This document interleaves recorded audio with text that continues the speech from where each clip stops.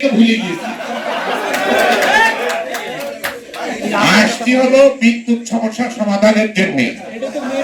তাহলে এক মেগাওয়াট বিদ্যুৎ করতে সোলার প্যানেলে কত লাগে? 100 কোটি টাকা।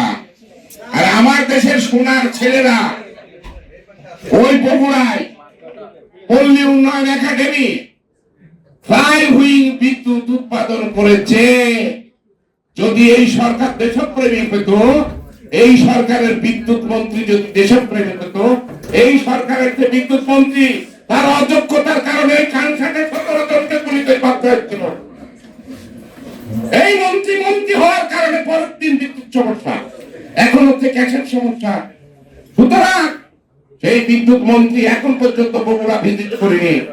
1 মেগাওয়াট বিদ্যুৎ তৈরি করতে মাত্র খরচ হবে 25 কোটি টাকা। আর সেই বিদ্যুৎ উৎপাদন করে জনগণের কাছে পৌঁছাতে খরচ হবে মাত্র 1.5 টাকা পার ইউনিট। এখন কত কিনছি? 12 টাকা। আর তারা তৈরি করেছে 1.5 টাকা। ও যায়নি মাল করে কোনখানে লেনদেন আছে আল্লাহ জানে। প্রিয় ভাইরা আমার, এই সমস্ত দুর্নীতিবাজ দিয়ে তারেক রহমান আপনি বেশি দূর আগাইতে পারবেন না। আমি আপনাকে বলছি, আপনার বগুড়া পল্লী উন্নয়ন একাডেমি বিদ্যুৎ উৎপাদন করেছে।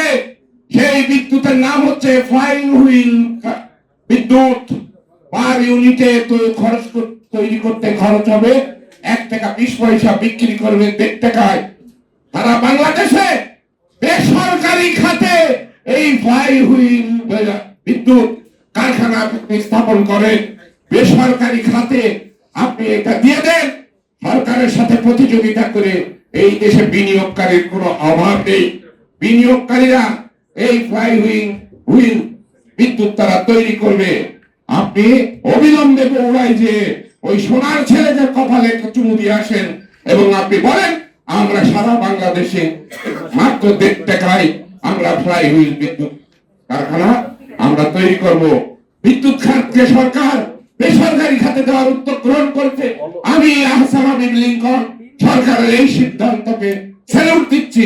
যারা এই সিদ্ধান্তের বিরোধিতা করবে তাদেরকে ধরে নেবেন। তারা হচ্ছে ভারতীয় সম্প্রসারণবাদের এই দেশীয় দালাল এবং এজেন্ট।